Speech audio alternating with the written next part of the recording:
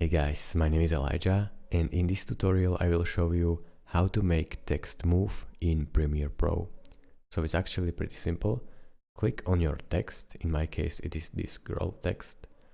Go over to Effect Controls. If you don't see it here, click on this arrow and click on Effect Controls. Then go over here to Text. So easily drop down this vector motion and click this stopwatch on this position. But before you click the stopwatch, you have to think.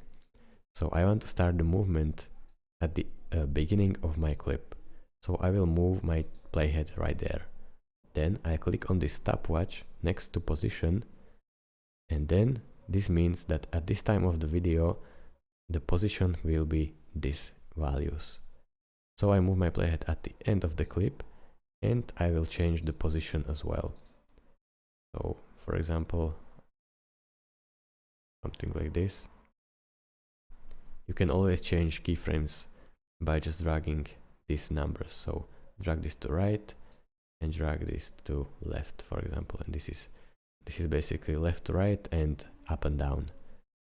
So now I will play it, and as you can see, the text is moving right in this corner where I place it.